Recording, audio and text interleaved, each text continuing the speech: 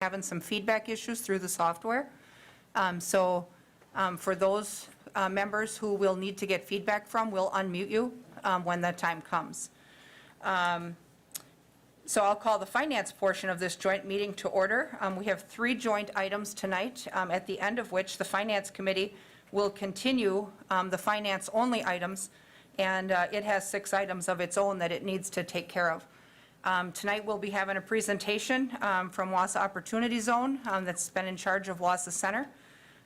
Both committees have business to take care of regarding that item. I do want to be clear, though, that neither committee will be asked to make any final spending decisions tonight on any project. We do have 2 items relevant to placing placeholders in the 2021 budget so that when we go through our budget process, we can account for expected costs or anticipated costs with the project, but placeholders in a budget do not commit to actual spending, nor do they translate to dollars committed. So just so that we're clear on that, with that, I'll let Tom call the ED portion to order. Thank you. Yes, I'll call the ED, Economic Development Committee meeting to order too for this joint session.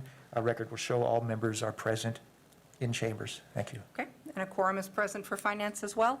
The first item on our joint agenda is a presentation on the Wausau Center Mall redevelopment project.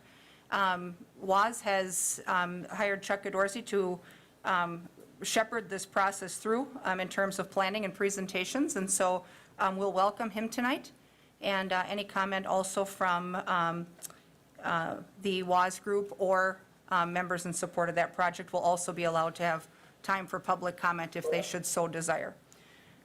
Welcome, Mr. Godorzi. And thank you. Thank you for Finance and Economic Development to be with us, allowing us to be with you again tonight. There are some members of GWPP, the Chamber, and WAS, which are with me, showing their support and their continued support and their commitment to moving this very important project forward, the revitalization of our mall site and indeed our entire central business district forward. I have been encouraged in this journey by the city staff, the mayor's office, Department of Planning, Finance, Public Works. We have met several times, and in those meetings we continue to seek their input and the team effort that we have to move this project forward in the next several years. Working with our city side by side will be critical to our success. I have also been encouraged by the stakeholders in the downtown who are anxious to see positive change. We have been on TV, we've been in a newspaper. I've met with recently with the Noon Optimist.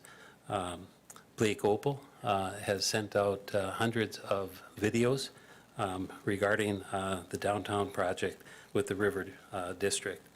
WAS, GWPP, the Chamber, will continue to seek input as the plans move forward. We are scheduling an informational meeting to be held in the mall on October 2nd, assuming that the current Corona practices remain the same. We would also like to see a public hearing that would occur on this matter. All this is positive encouragement to us from numerous sources that seem to say, just keep going. Great plan, just to kind of get it done. I must also say that I have been impressed by the foundations that continue to invest in planning, hiring the best consultants while still supporting the operations of a mall for those tenants that remain. Since the purchase of the mall in February until the end of this year, they will become invested in another $1 million, and that will increase even more as time goes on. But all of this in a way doesn't surprise me. I've been in this community for quite a while, and I have witnessed time and time again with the solidarity of our public and private sectors, along with our foundations, pressing shoulder to shoulder to move us forward. I think in all honesty, we can just simply call this community. And our community has been ever vigilant in hiring consultants and experts in their field to advise us. We've just simply been calling this, if you would, in the past, at our meeting previously, our playbook. Key studies that have been placed in action for the most part concerning our downtown and our community. The city's, Wausau's 2017 Strategic Plan for Economic Growth, the Tool Plan for Transportation, which embraces simplification of our downtown street systems, which makes it more pedestrian, bike, car, and bus-friendly. The South Riverfront Plan that calls for revitalization of that area with a new Four Seasons Farmers Market, market-rate apartments, perhaps even a hotel.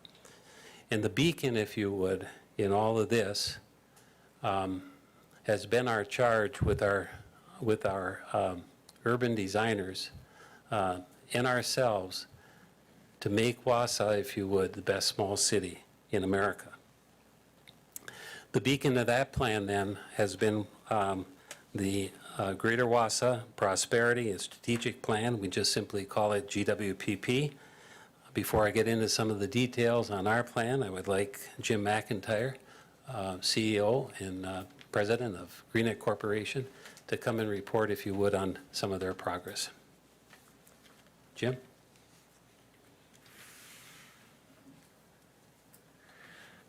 Thank you, Chuck. And I have a choice of the mask or the glasses, and I can't read with my mask, so if you don't mind. No problem. Up there, you're kind of alone, and that's fine. Thank you. I would also add, though, that everybody else in the room, we are under a mask mandate issued from the governor, and this is a government room. I've noticed there's a couple of people without masks, and if we have the ability to accommodate those people in the foyer, the lobby area, otherwise I would ask them to either leave or to don masks. I'm still asking.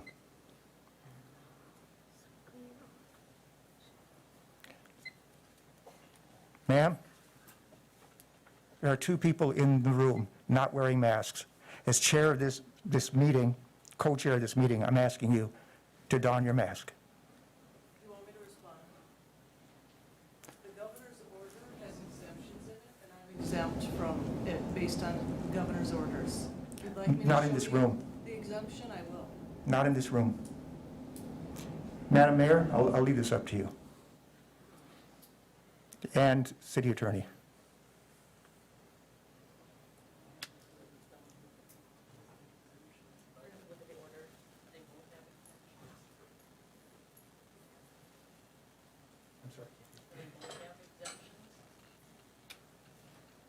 I'm sorry, I can't hear.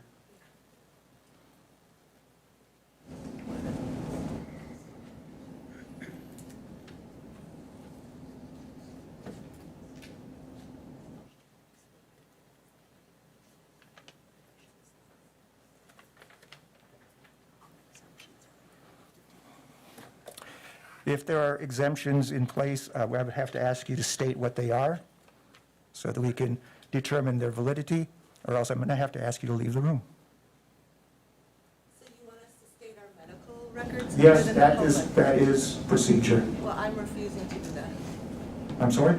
I'm refusing to tell you my medical history in a public forum. That's fine, and you would have to leave the room. You can watch the proceedings from the lobby. Thank you. I don't have to leave.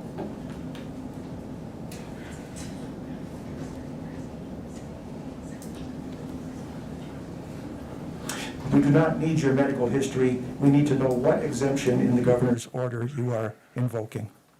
Both of you. It's a health-related matter. It's a health-related matter, she says. We're protected by HIPAA privacy.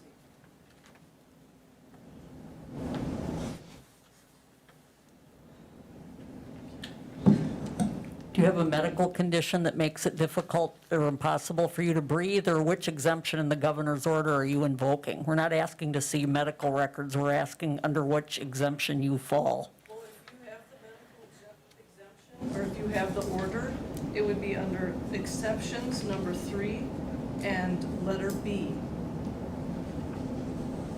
Which reads, if you will, please, I did not bring that downstairs with me. Well, it lists all the exemptions according to the CDC. Letter I, children between the ages of 2 and 5. Letter 2, letter I, individuals who have trouble breathing. Letter 3, individuals who are unconscious, incapacitated, or otherwise unable to remove the face covering without assistance. Letter 4, individuals with medical conditions, etc. So it's that one, individuals with medical conditions, It's one of those 5, yes. one of those 5. I'm not, Well, ma'am, I'm afraid you just seem to be flouting the authority of the people running this meeting. And if you look around you, you see everybody else wearing masks and That's having their the decency to choice. do Just so. as it's my choice not to, according to the governor's order, which evidently, actually, you don't realize it is illegal, according to the Supreme Court. no, order number, order. If anybody in the room feels uncomfortable, I encourage you to go ahead and just move further away from the ladies that we've been talking about here. And sir, just go ahead and proceed. I'm sorry for the interruption. No, thank you very much. Again, my name is Jim McIntyre, 1000 Greenheck Drive. I have the good fortune to be the president and CEO of the Greenheck Corporation. But I'm here representing the Greater Wausau Prosperity Partnership, and I thank you for the opportunity to speak to you this evening. I'm also here in the room is Matt, our executive committee of the GWPP, Matt Rowe from Reuter Ware, Scott Kavanaugh from People's State Bank, and Dave Ekman from the Wausau Area Chamber. They represent the executive committee of the GWPP. Our board is comprised of business leaders from the commercial services, insurance, healthcare, food processing, digital commerce, agricultural, hospitality, construction, and manufacturing sectors. We're also on our board are representatives from government, the Hmong American Center, local high school, technical schools, the chancellors from University of Stout and Stevens Point, WPS, United Way, McDevco, Wausau Events, the Chamber, Boy Scouts, other municipalities, the River District, foundations, and young professionals. So we have a broad partnership and representation on the GWPP. It is a partnership of business and community leaders, both public and private, focused on helping our communities enhance and build a stronger, more competitive economic development platform for each of the communities in the Greater Wausau area. This all started a few years ago when the foundations and businesses hired a nationally recognized consultant to interview hundreds of community stakeholders to identify needs and help us develop a plan that would strengthen our communities our size, so it's specific to our region. Out of this plan, our board focused on 3 core issues: talent, innovative companies, and placemaking. The talent committee was led by, there was approximately 10 individuals on that committee led by Matt Rowe, and we believe the most important aspect of any economic growth opportunity has to do with the people and the talent in that community. The community needs available skilled talent both for the current employers and for new businesses that come into the community. This was certainly on top of Greenheck's list when looking at our expansion needs and why we continue to invest in the Greater Wausau area and look to Tulsa, Oklahoma, and Charlotte, North Carolina for expansion. When we looked at those expansions, talent was the #1 issue. It exceeds everything else. You can have all the other nice cosmetic opportunities, but without skilled talent to help run a business, it's for naught. So talent is #1. Supporting these existing industries in our community and developing a local workforce are critical for economic development. Developing the region's existing workers and continually attracting talented individuals from outside the regions are both important. but the orientation of all talent initiatives must start with the recognition that skilled workers have a choice of where to live and work. The Wausau region will prosper only if it can compete successfully for top-tier talent, including locally developed talent and skilled workers from outside the region. Successful economies of all have one thing in common, that they attract outsiders. Said another way, thriving communities grow by attracting talented workers from outside the area, by recruiting new companies into the community, and attracting visitors from near and far.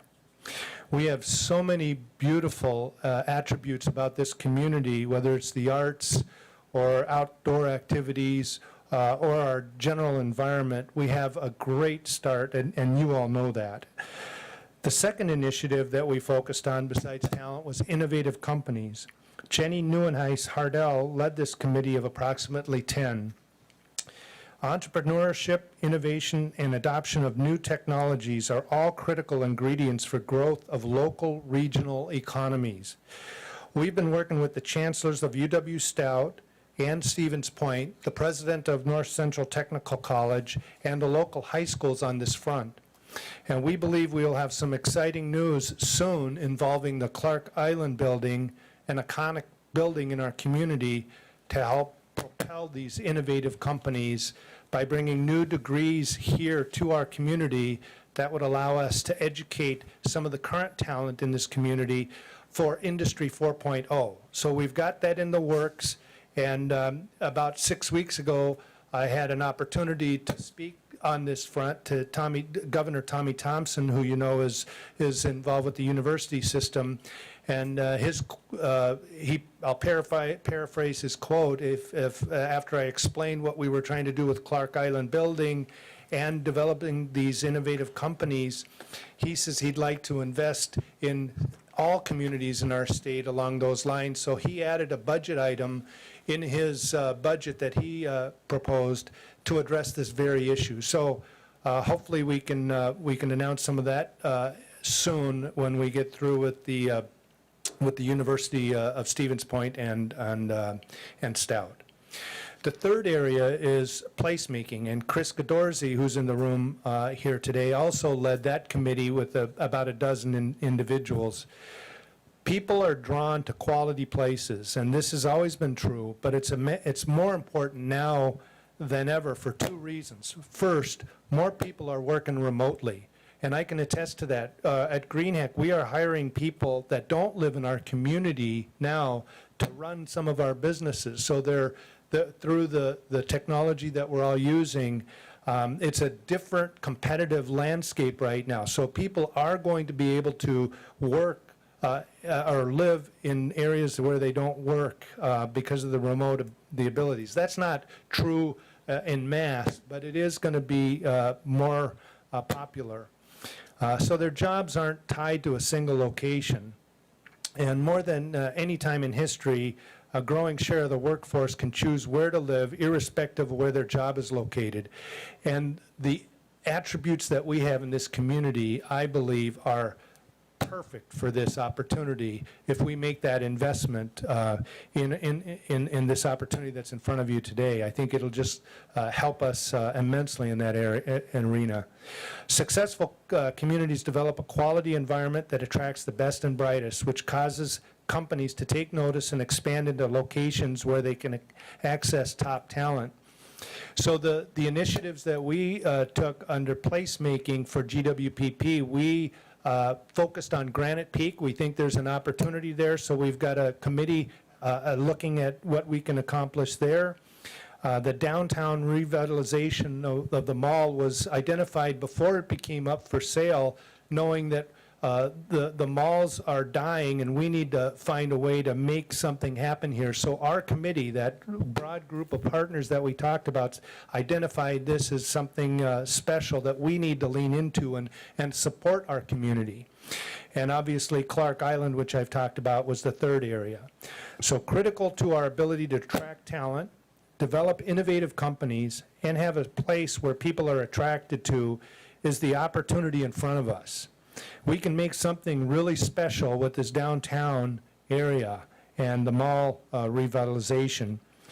You have an opportunity to invest in something special that can truly drive Wausau's economic engine and truly differentiate us from communities our size. I would argue that there's many communities that have these opportunities in front of them, and in today's environment, many will pass on it because that may be the easier decision to make. The harder decision is that road less traveled.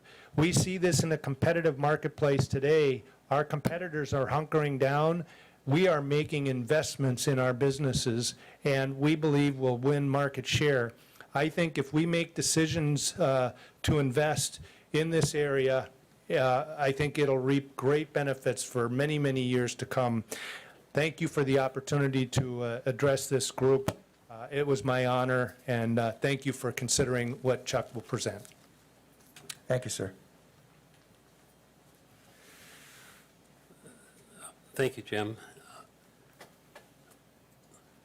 So in order for this plan to become a reality, we need to unlock, if you would, the potential of demoing the mall, the potential that would constitute demoing the 2,000 square feet that we have in the mall, approximately 80,000 square feet of Sears, about 87,000 square feet of Penny's.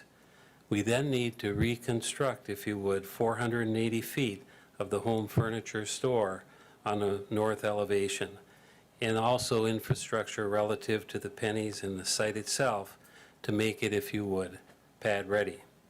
The program that our community and every other community across the country uses to provide funds to induce economic growth in their community is called TID.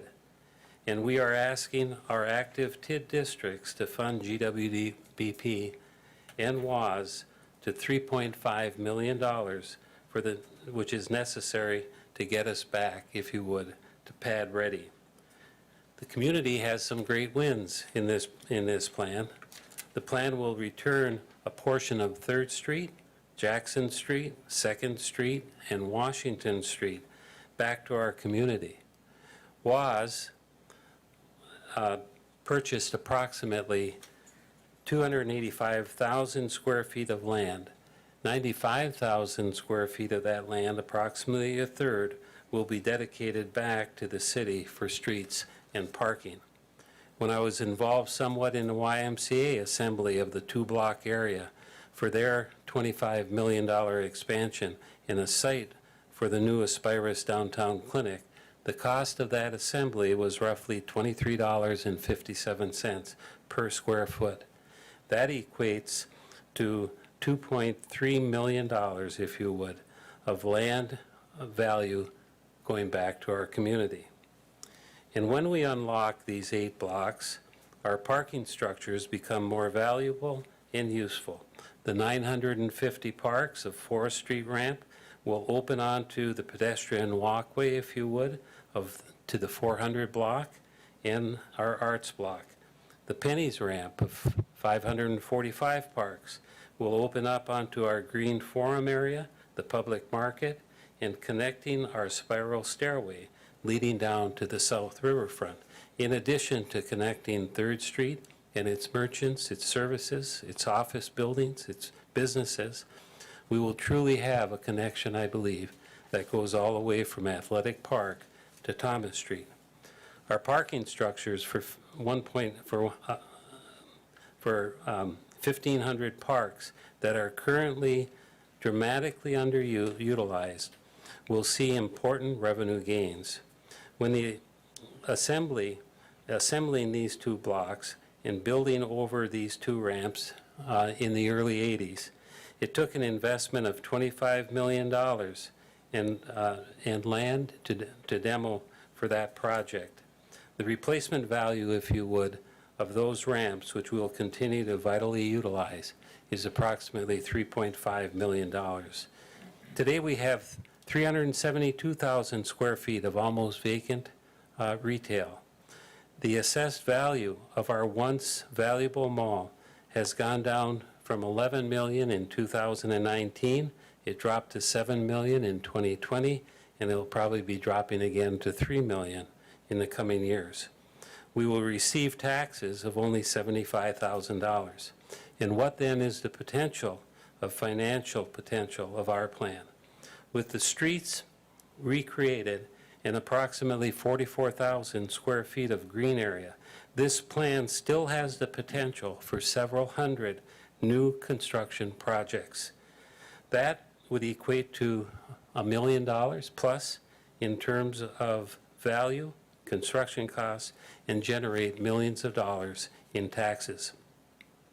If we look at Block 4, for instance, just that one block up there, the footprint is being designed for 103 market-rate apartment units, one-bedroom studios, 1 and 2 bedrooms with den, rooftop areas that overlook the city, pet walks. It has storage. It has about 17,000 square feet of small retail.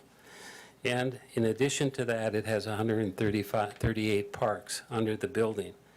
This in itself is a $20 to $25 million project, and it is consequently 7 to 8 times what the mall value has currently become.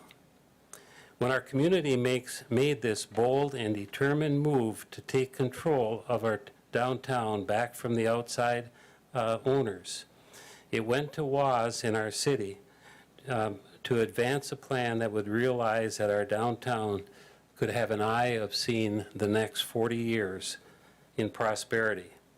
Again, in keeping with that community spirit and moving forward, the purchase and development agreement called for TID support of $237,000 per year to offset the expenses of the mall for several years.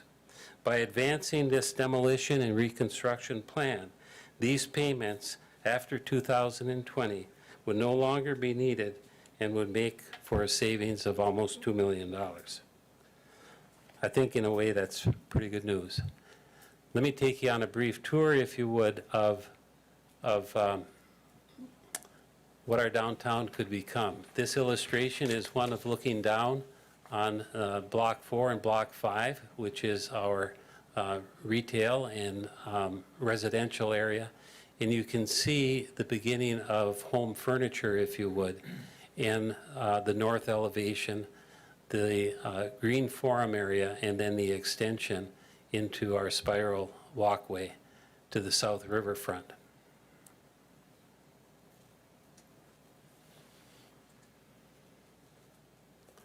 So looking at that in some of the illustrations, we're looking down on 3rd Street. We're seeing some of the graphics on 4th Street here, that pedestrian area that reaches out into the parking area, the spiral stairwell that leads down into the south riverfront area. So as we walk through that,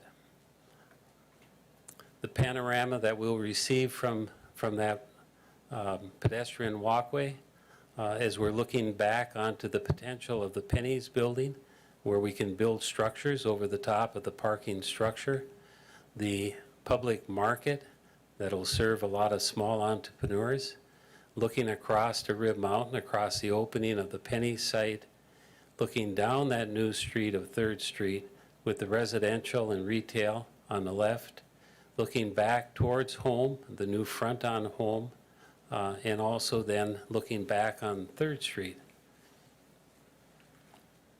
As you continue and looking back on Washington, you're now looking at this pedestrian walkway that connects between the residential to the parking structure on 4th Street in the background.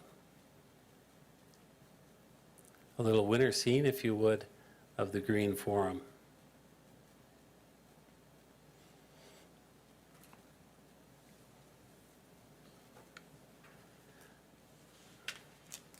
So in closing, let me say, I do believe that we as a community can work together and lean heavily, if you would, on moving this project forward. In 1987, we had inflation at 10%. We had interest rates at 16%, a Cold War in full swing, airlines and truckings that were shut down, and we pressed on with a plan for a new mall in preparation for good times to come. People that sat in your places lean together and pull together to make it happen. It is perhaps ironic that here today in 2020, we are again in the midst of a pandemic, social unrest, and political strife. But I am convinced that we will always be moving forward to a brighter time. It is with this confidence that I believe that GWPP, WAS, and in the Chamber are asking for your financial commitment to move this project forward by requesting that it be placed in the 2021 budget so that we indeed can move on to becoming the best small city in America. Thank you. Thank you. Mr. Thank you. Godorzi, I guess as a footnote to your presentation, we know that one key element of a publicly funded project like this or a public partnership like this includes informing the public and, bringing the public along to understand and view the plan. Talk to us a little bit about public engagement sessions, if WAS has planned for some, so that the community can view the plan and understand its components.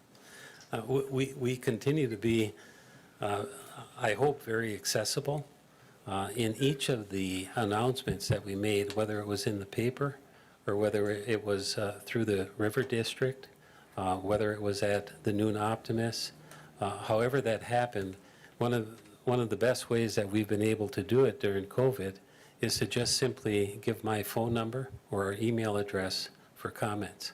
So we continue to hope that those comments come in as we move forward. We would look to hold this public informational meeting on October 8th in the mall and be able to, extend that for probably 3 hours, depending on how it works with COVID. And we'd be happy to be a part of a public hearing in which we can also have opportunity to explain the value of this plan. Thank you. Thank you. Appreciate it. This is by means of being a presentation, and normally I don't want to put presenters, up against the wall to be, fired at too much. I would welcome a couple of questions from the committee, ED committee, if we can keep it brief, and we'll see how it goes. Sure. Mr. Killian. Thank you, Mr. Chair, and thank you, Mr. Godorzi, for coming this evening. I just wanted to touch on Alder Rasmussen's topic of public engagement, and when we had talked some time ago, I had expressed to you that as the representative for this district, that was kind of of paramount importance to me, and expressed a desire to have such events. So I'm pleased that there will be one in October. I'm a little concerned at the chronology of the public input. I think we've gotten pretty far with the vision and the process, but I did want to inject that as the District 3 representative, because I have fielded so much concern about public engagement, that District 3 will also be holding its own unique public input event in the next few weeks. I will have details, and I'd very much like it if you and WAS could attend. And, that may not necessarily influence WAS's decisions on this project, but it will certainly inform my decisions. And I think it would be great if we got some more public participation. So I'll certainly keep you apprised of those details and touch base with the clerk and the mayor perhaps and see when we can make that happen. Thank you. Yeah, and we'd be more than happy to be there. I appreciate you putting that together. If I go back a little bit, Mr. Killian, to our playbook, prior to GWPP taking on this initiative with the mall, each one of those initiatives, if you would, whether it be the tool plan or whether it be the South Riverfront, all of those plans, and there's another 15 or so of them, all of those plans were very well vetted, if you would, in public sessions. I think there was good input on that. I read much of the input from each one of those plans. And so with that as a steering rudder, if you would, we developed the mixed-use development plan based on those guidelines that I think you will see if you look at the different chapters of the 2017 Greater Wausau Strategic Plan. And as you look at the South Riverfront Plan by the neighborhood group, even if you look at the Tower Plan from the neighborhood group. So all of those had a direction of a mixed-use development that could revitalize the downtown, attract talent, innovative companies, placemaking. And that's when we set out to hire the best of the best to put together a mixed-use development that they have had experience with in many communities. And that was our charge. I think when it all boils down, I think it's a pretty good plan. I think it strikes a high note on a lot of things, and but it'll take we'll take whatever input there is regarding that and questions regarding that moving forward. Thank you. Ms. Mayer, you had Thank you. comments? Thank you. Thank you. I just want to make sure that these bodies, these committees are very clear on what you're being asked to do. Are you being asked to weigh in on the funding, the public participation? Are you being asked to weigh in on the design? And so when you're talking about your public meetings and things like that, I think we need to focus and make sure we're asking the right questions of our constituencies. Are you asking them about the public participation or the plan in general? I think part of this, we got to level set on what we're asking the public. So just throwing it out there. Thank you. I think that helps us inform our discussion with the community also to know, really what we want their feedback about specifically, and, that then can inform our decision-making going forward. Our second item on our agenda tonight that we share is to talk about the 2021 budget provisions, and we've got that agendized as discussion and possible action regarding Wausau Center Mall redevelopment project and 2021 budget provisions. And I want to talk with you a little bit about how the city's budget process works. And so our budget process takes place, the staff and mayor's portion of it has been underway for a month or so now. But within the next couple weeks, the budget workshops, the public-facing budget workshops will begin in this chamber. They are finance committee meetings. All of our sitting council members, though, are welcome to attend those meetings and offer input and feedback. When we go through that workshop process, which there's usually 3 or 4 of them, we want to take a well-rounded look at our budget and all of our expected spending and revenue.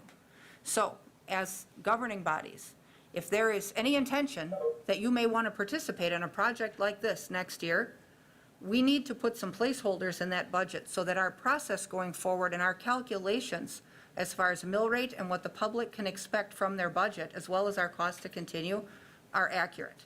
So we don't go through all of those budget workshops and get to the 11th hour, which we hold a public hearing on our total budget the second Tuesday of November. Our budget needs to be finalized mid-November so that the tax bills can go out on time. We don't go through our entire budget process, though, and then decide in November or December, oops, we want to add this project, and now we need to go back and add $3.5 million. So assuming that there would be interest in participating in this project in some capacity next year, it is always easier to budget down than budget up. So my recommendation, this is going to be my 12th budget cycle, is if you're interested in what this could become, put the placeholders in the budget on the front end. If something happens and you decide not to move forward, you pull them out. But you don't go through the budget process ignoring these numbers and then trying to insert them later, because that really does nothing for the budget workshops, and it does nothing for the public who's trying to understand our budgets and how we develop our budgets. So tonight, it is my hope that we would put those placeholders in place, and all those are our bookmarks, basically. And then we go through our budget process. We look at our cost to continue, our health insurance, our staffing expenses, our capital projects, our street and road projects. And then we bring our developer payments in, and these projects like this, and supplemental requests from the departments. All of those things make up our total budget by the time we get to November. Well, those budget workshops, those public-facing workshops, begin within the next couple weeks. We're planning to start those the first week of October. So my perception is that all of our public engagement sessions related to this project, to get that public feedback, the meeting at the mall, a public hearing if we want one. All of that can happen in parallel with this. Once we've established those earmarks so that we're going through a legitimate budget process that takes all of these numbers into account, so that there are no surprises at the end. And so as your finance chair, that would be my ask, is that, if you're interested in, something in place of Wausau Center that's worth more than $7 million or worth more than $3 million, we should put those bookmarks in place. And, one of the financing components that Mary Ann's going to talk about is potentially using excess increment from TID 7, which is self-sustaining, to fund part of this, so we don't need new borrowing and we don't need tax increases to get where we want to go. The process to do that, though, is a separate public-facing process through the Joint Review Board. And so we can't sit for 2 months trying to decide if we like this idea or not and not start that process, because you won't make it in time for your budget. So if you're interested in knowing what's possible and what can happen, we need to start that planning like now. So with that, I guess, we do need some feedback we need some comment. We can take Becky's, but we need to hear Mary Ann's funding proposal also, and we've got her on WebEx tonight. Alder McElhenney, would you like to wait for Mary Ann, or would you have a question right now? Oh, that's fine, because I'm going to talk to Mary Ann too. That's fine, we can wait, I can wait. Very good, thank you. Okay, Mary Ann, can we have you kind of walk us through the financing of this? I think, for any members of the public that were trying to read our meeting packets and interpret your memo, if they've not been in on these discussions from the ground floor, they might be a little bit confused by what we were talking about.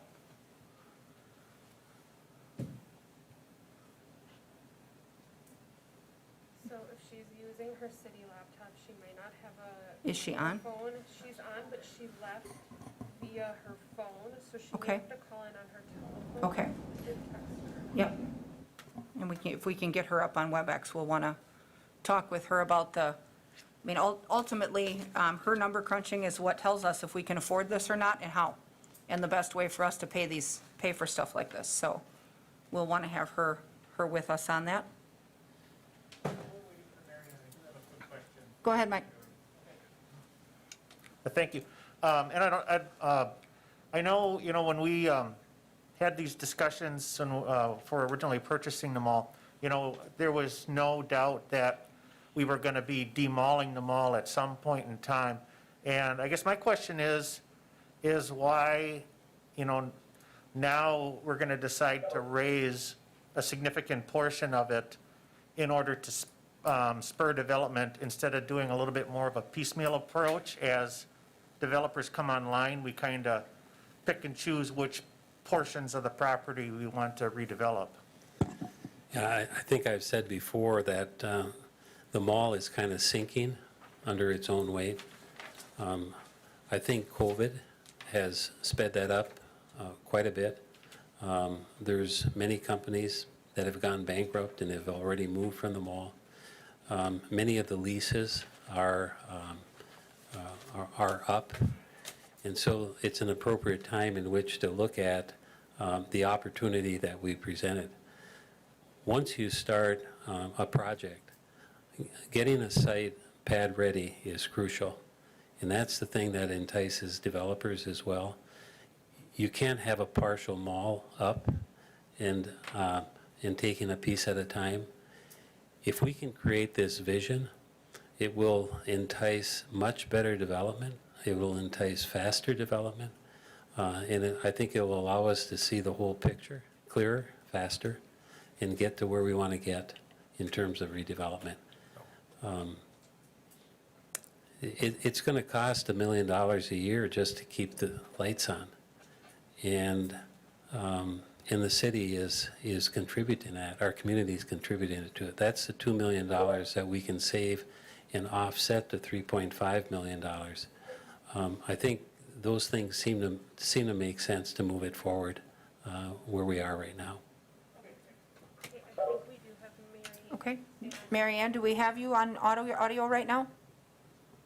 Can you hear me now? I can hear you now. Can you walk us through some of the finance of this? Prior to that, I'm sorry, we do have a couple of blue lights on. I just want to make sure. Okay. Are there questions that you want to make, Alder Ryan and Alder Larson, before Mary Ann? Yeah. Okay. Okay, And we would like to get to her presentation, or her discussion quickly, so okay. Go ahead. Well, I was going to say, as part of learning more about it, I recently was down to the Landmark to have a teenager dropped off there, and I had a chance to talk to the people that are running it, and I'm also on the Housing Development Authority that is, the Landmark will be rehabbed in the next year or so.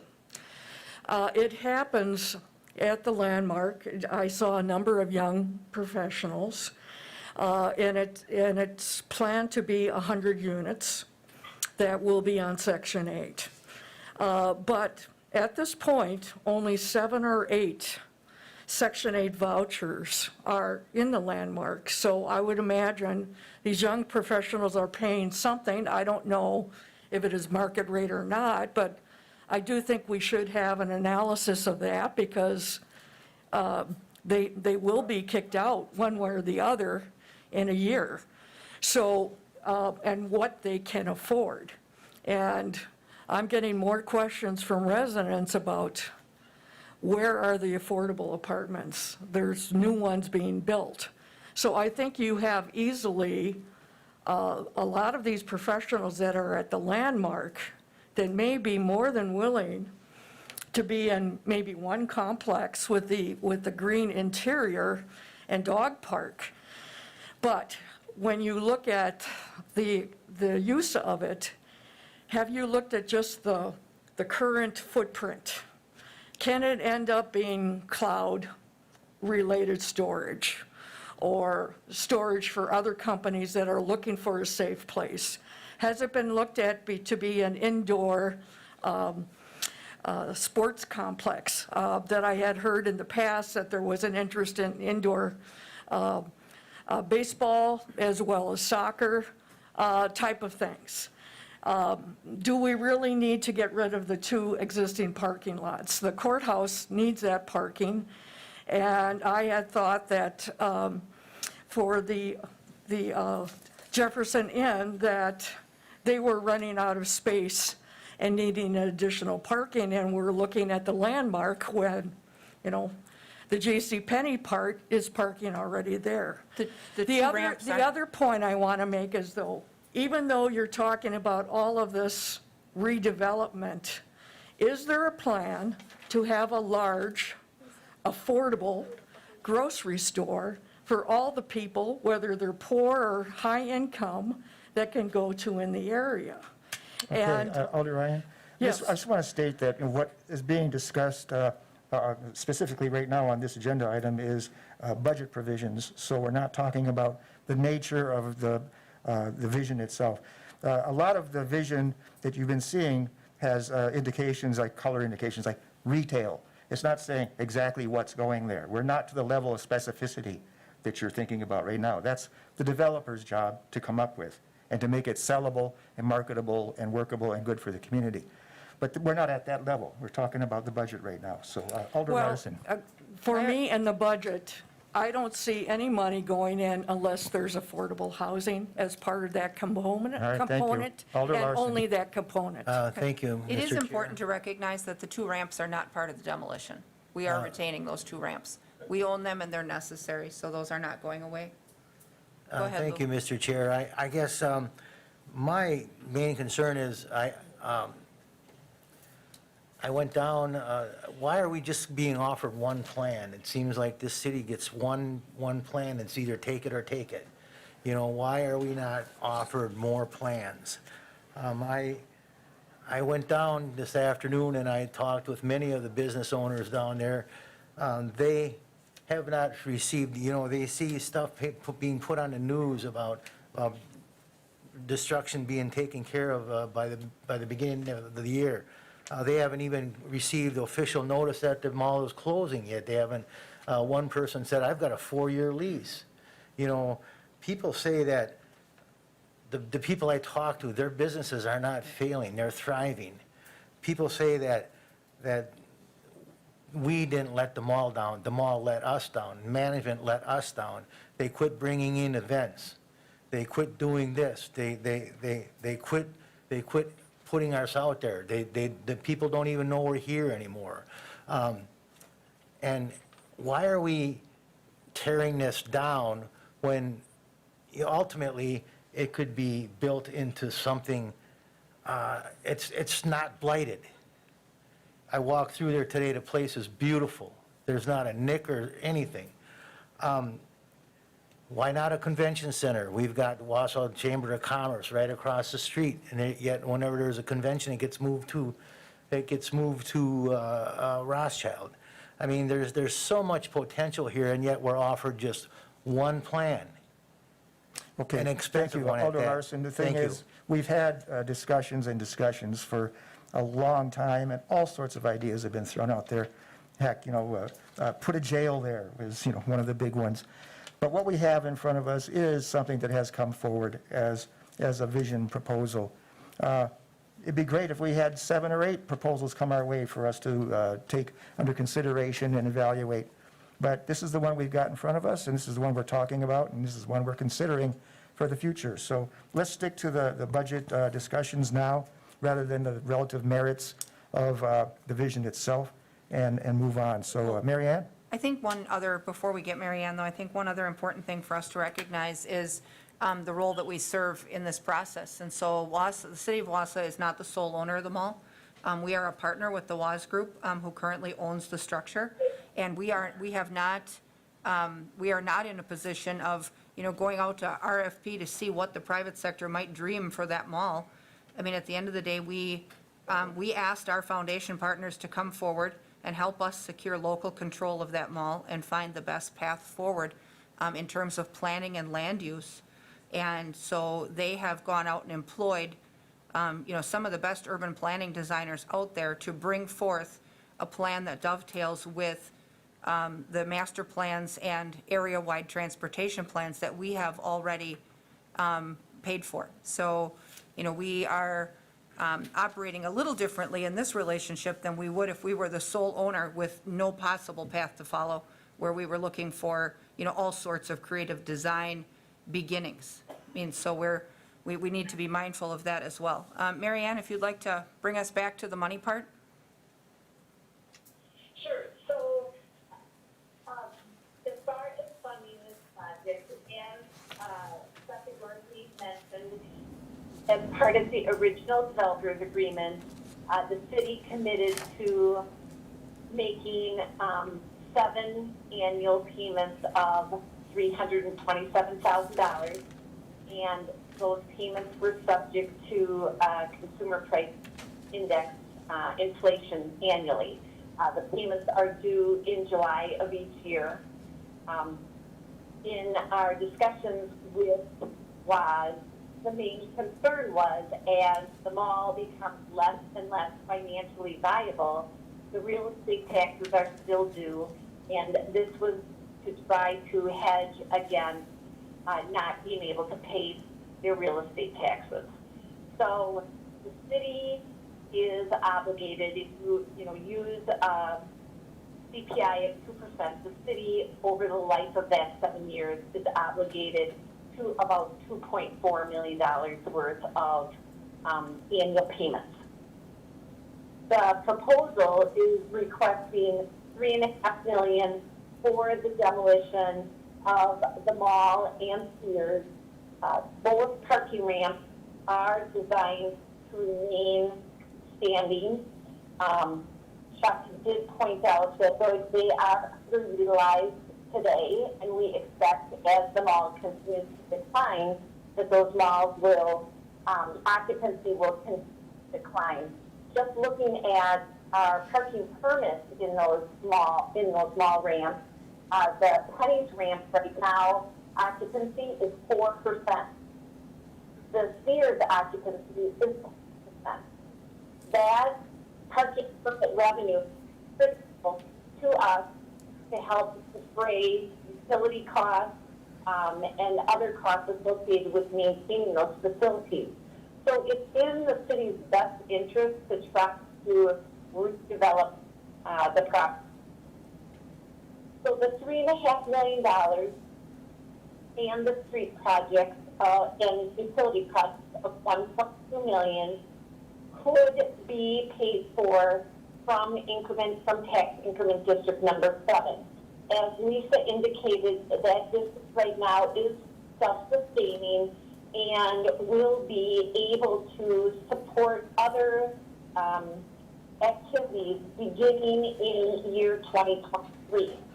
My financial projections, which are based on existing developments, they're not predicting any future growth in that district, are about $1.3 million annually. So when you look at that 3 years, it would be able to contribute almost just shy of $4 million to the district. So it would be able to recover the last year of these two costs, the demo and the street improvement. As Secretary mentioned, if we're able to tear down the mall and that value goes away, then the need for the annual payment goes away too. So if we rewrite the development agreement and the development agreement, there would be provisions to eliminate that annual payment in future years as it's not needed because the improvements to the mall would be gone. The increment sharing takes place, as Lisa indicated, by doing a project plan amendment to tax increment district steps. So we've done, many project plan amendments. As Lisa indicated, there is a public component to it. The Plan Commission has to have a public hearing. The state law requires multiple publications in the newspaper to alert taxpayers. And we are required to send letters to property owners in certain situations when we do a project plan. So there definitely is public participation. In addition, the Joint Review Board, including the school, the technical college, and the county, put that project plan prior to it being approved. So we would endeavor to do that project plan in the fourth quarter of 2020 so that it would be complete by January 1st.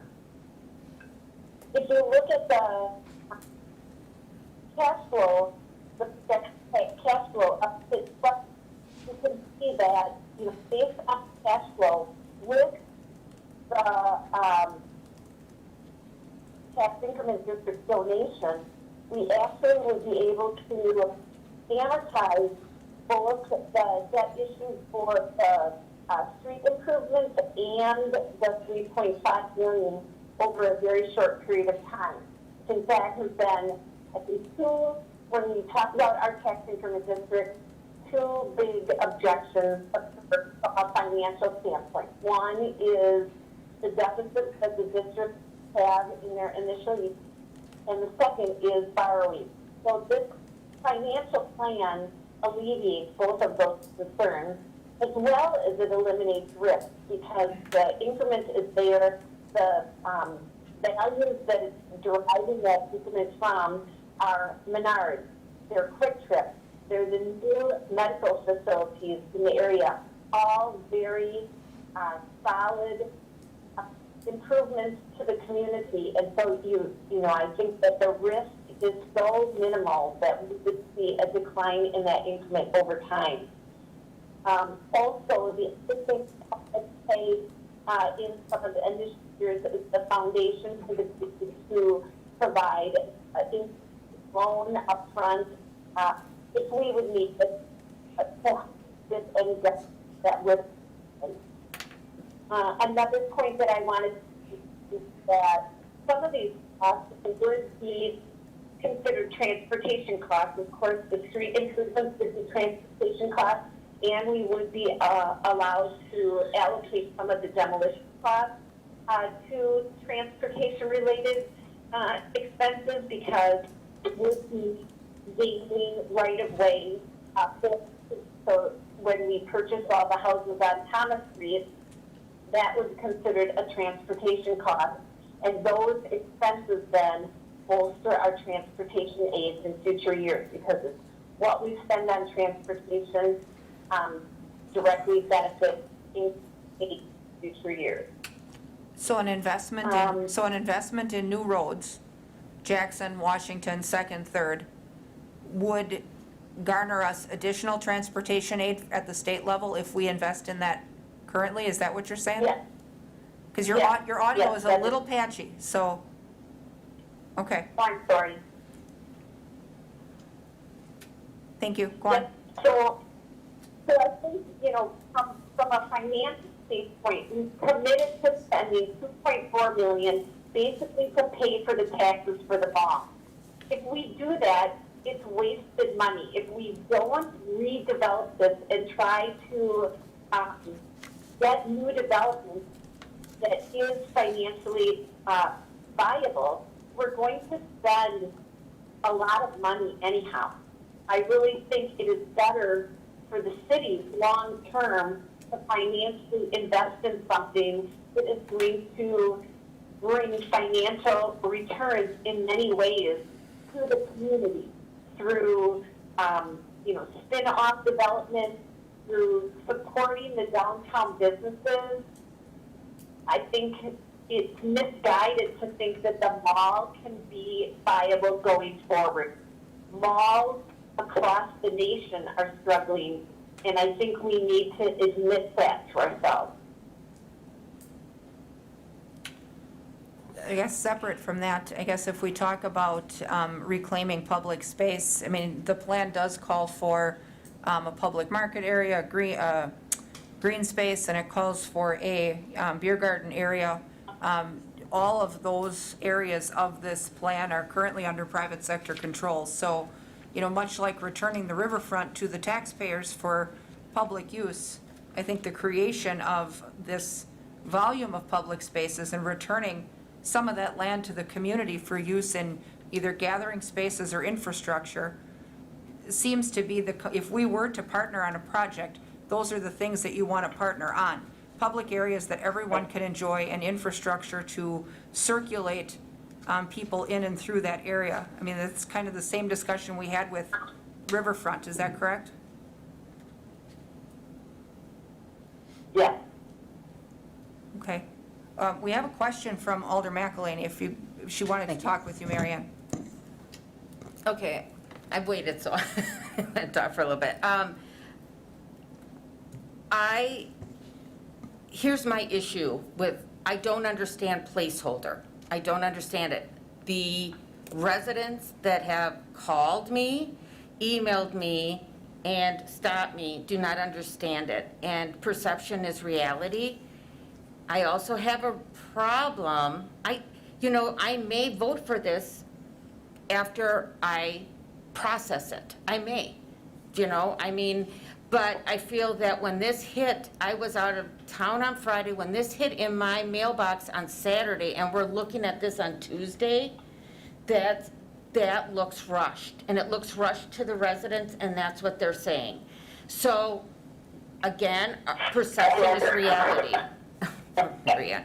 So my question is about this placeholder issue, is that, Mary Ann, I know that in previous budgets, we've always had issues with late healthcare costs. Last year was late healthcare costs that came in quite late. Can you not have a vote saying, yeah, well, we're preliminary going to say this is okay, and then if we may be able to pull it out through a full council vote, can you not have this as, this is the budget if we have it, and this is the budget if we not? We know you have gone through and done all the calculations. So can that not happen? Well, I think we don't usually have two versions of a budget that we adopt. Well, no. But I think that the concern is that we would spend the money if it was approved within the budget. And city employees would not have authority to spend the money even if it was in the budget, because number one, we don't have the authority to sign contracts for things unless number one is the budget and that budget is approved. so the budget would need, or the contract would need to be approved. The second would be that state law says that you cannot make a developer payment unless you have a developer's agreement that covers that payment. Right. So until that developer agreement is amended and that amendment is approved by common council, again, the current developer agreement would not authorize the demolition payment. Yeah. And so that would be another I don't think she's getting checks and balance that would be in the system. So I think. Right. Marianne, I don't think you're understanding my question. And so I know time is tight. Here's my, I mean, I'm not saying adopting two budgets. I'm saying we have a public thing October 8th, and we may have another public hearing yet by the middle of October. I'm not saying that we need to adopt two budgets. I'm saying, why do we need to make a decision tonight whether to put a placeholder, which is going to be perceived as passing it, which it is. It is a passing of that, yes, at this point, we are going to commit the city to this money. Why can't you have the calculations, why can't you calculate that in and let us meet again by the end of October and decide then when we have more public input? That's my You question. could do that. Okay, that's Oh, my I question. understand. Okay, I thought. Absolutely. Okay, thank you. Because I was So- like, what, no, we're not going to spend any money. No, okay, I'm glad that I cleared that up. Thank you. So the question becomes then, though, I mean, if we have our two public engagement sessions, those are happening in the middle of the budget workshop series. So then our inclusion of that item in the budget would feed in toward the end of the public budget sessions. I don't want us to get to the point where we've conducted our public hearing on our finished product and then have to go back and amend it basically on day one to insert a development of this size. That's what I was talking about with the placeholder in the first place, was that it was absolutely not an authorization to spend those funds. It was to plan for the expense, just like you plan for anything else in your budget process, to make sure that we are upfront with people who watch our budget process and make sure that they know everything that we're contemplating for 2021. And so obviously your budget isn't final until it's final. It takes a number of votes from finance and the council. Any member can make a motion to add or pull anything up until the last day. And so my mention of placeholder was strictly to make sure that we were making as upfront an analysis of our budget on the front end and not trying to just, shoot stuff in at the tail end. So if we all and the public are aware that, we may be interested in this project, but as our budget sessions progress, we may see that added in session number 3 or 4. We don't have to put those bookmarks in tonight. But, then we need to be prepared that before we send a final budget forward, we should make a decision about what we want to see happen in 2021. So if, as two committees, if, at least from a finance committee, if you guys are not comfortable putting a bookmark on this, put a pin in this for next year, tonight, then before we finish that budget process, we need to circle back to this and make a decision.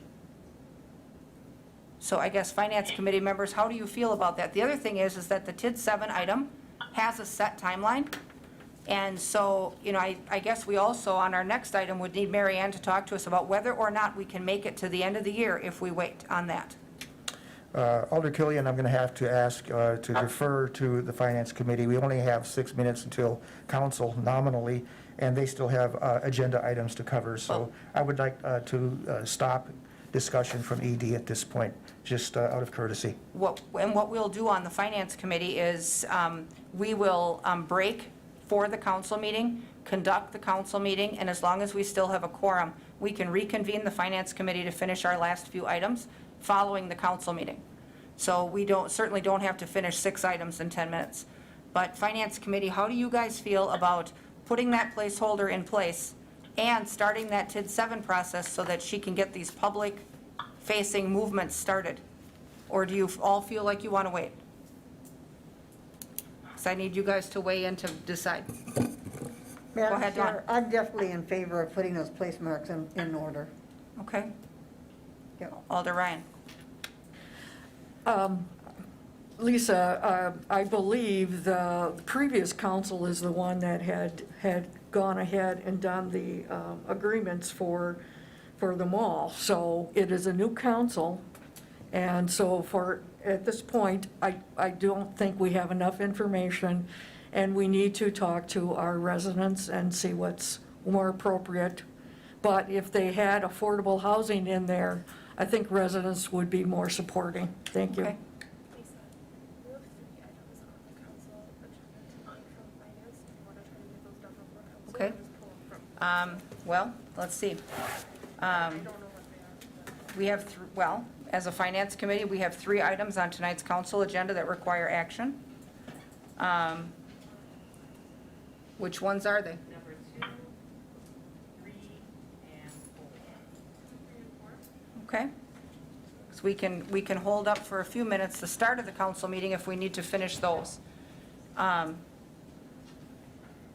And I guess let's just quick get an answer to our TID 7 question. Mary Ann, when do you need that process to start if we want to start it before year end? Well, I think, the committee felt comfortable having staff spend time developing the project plan and putting together the timeline and things like that.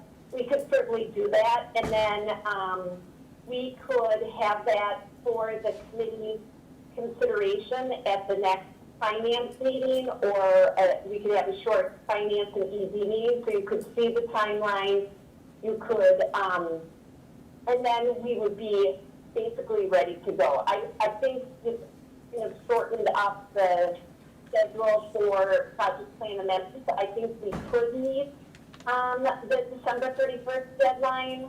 So I don't see that as a problem. It's always just good for, I always feel more comfortable for a committee to say, yes, we think it's a good idea for staff to spend time on this item. Okay. Do we agree? On there. So without taking any action then on item 2 or 3 on the joint agenda, do we agree by consensus as a committee that we would like Mary Ann to put together the timeline and the projections for our next meeting so that we can see some more of this? It looks like they all are in agreement on that. Same question to ED. Okay. No. Okay. Thank you.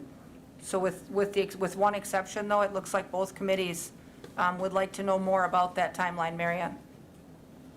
Okay. Okay. All right, at this time, then, I would entertain a motion to adjourn ED. Do I hear a motion? Okay, I have one. I have second. All in favor, please say aye. Aye. Aye. Opposed? Thank you. Who were the first and second, Tom? First was Watson, second was Killian. Thank you. Okay. With that, let's see if we can quick complete the items that we have action on tonight, which are likely budget-related. Discussion and possible action on including CCIT on the City of Wausau's insurance plan. Historically, CCITC has always participated in Wausau benefit plans, but they are a separate commission. They're not city employees. So every year, I believe, as part of our budget, we have to vote to include them. Is that correct, Mary Ann? Yes. Okay. Do you want to walk them through that approval at all, or? I think, are you talking about the insurance? Yeah, CCITC on the insurance plan. Yes, so we asked our insurance consultant if it was still in the city's best interest to keep those participants on our plan, and they did an examination of the claims and said, yes, the city was benefiting from a bigger group, and that group was a relatively healthy group, so it was adding, favorably to our plan experience. So they recommended that we keep them on. Okay. Committee members, questions for Mary Ann about CCITC participating on the insurance plan? If not, is there a motion to approve their participation? Motion from Ryan, second from Herbst. Further discussion? Seeing none, members in favor signify by saying aye. Aye. Opposed? None are opposed. That item is passed. Item number 3 is discussion and possible action on approving 2021 health, dental, and supplemental insurance plans. You'll see you've got some information in the packets on those, and would you like to walk us through those, Mary Ann, because they'll become part of our budget calculations as well? Sure. So this would be our second year with WIA Trust. We had gone out for competitive proposals. The HR department had last year, and at the time they were willing to commit to a 2-year with a maximum in 2021 of 10.3%. Our consultant was able to get them down to a 5.5% increase, which we thought that was an excellent renewal. I know the county is experiencing about 9% increase for 2021. So I definitely would recommend that we go forward with 5.5% increase. Okay. Committee members, questions for Mary Ann on any of those calculations? Those will become part of our budget deliberation as well then. Is there a motion to approve that item? Motion by Herbst, second by Ryan. Further discussion? Seeing none. Members in favor signify by saying aye. Aye. Opposed? None are opposed. That motion carries as well. Item number 4 is discussion and possible action on approving a budget modification for funding to complete Phase 2 environmental testing at 1300 Cleveland Avenue. You'll see that there's a proposal in our packets to fund a robust testing plan at 1300 Cleveland. In the Economic Development Committee, were pretty adamant that they want to test that site in a very robust way to find out what its history really holds. And I believe the proposal or the request is for approximately $37,000. Mary Ann, was that from Holtz-Krause or was that from another source? Yes, it would come from the environmental fund. Okay. Committee members, questions for Mary Ann on that item? If not, is there a motion to approve the testing? Is that a motion, Deb? Okay, go ahead, Deb. Mary Ann, where is GEI from? That's that question again. I'm sorry.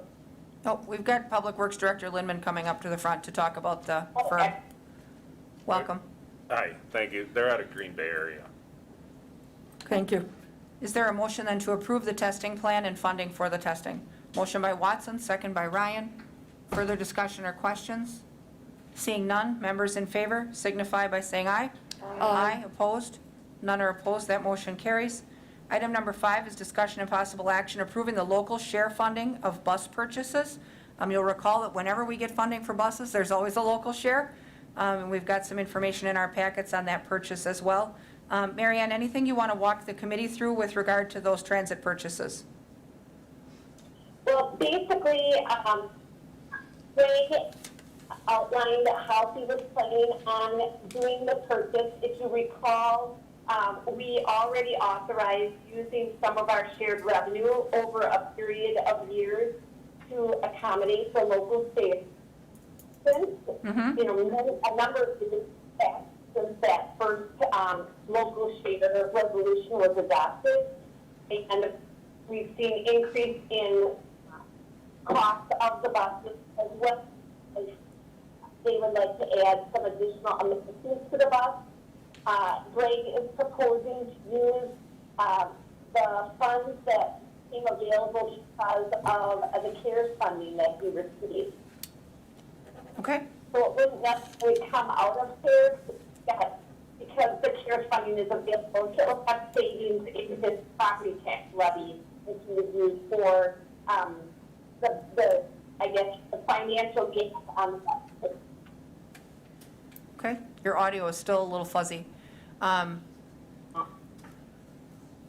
So he's oh, and we have the transit director with us also. Greg, could you come up and walk us through that purchase? Welcome. Good evening. The long and the short of it is we're going to use CARES funds in the 2020 budget to dramatically reduce the city's commitment to the transit budget. We hope to put in about $1 million into our reserve fund as a result. That offers us the opportunity to reconsider this procurement and add back some of the features that we had opted not to add previously because we were short of funds. Additionally, because this has been on the back burner for a while because of COVID and some staff shortages, the consumer price index has caused the price to increase. So There's a summary in your packet. I'm looking to allocate an additional 153,000, almost 154,000. You had previously allocated about 60,000. So this request is 93,813. Okay. Committee members, questions for Greg on the bus purchase? If not, is there a motion to approve the purchase for the local share? Motion by Ryan, is there a second? Second by Martins. Further discussion or questions? Seeing none, members in favor signify by saying aye. Aye. Opposed? None are opposed, that motion carries. So what we will do is we'll put on hold Thank and you. carry it over to, thanks, Greg. We'll put on hold and carry over to the next meeting, item number 6, which is the August 2020 general report. And Mary Ann can walk us through that next month. With that, I'll accept a motion to adjourn. We'll allow about 5 minutes for public access to reset, and then council can begin. So motion to adjourn by Herbst, second by Martins. Members in favor signify by saying aye. Aye. We'll stand adjourned. Thanks, everybody. And just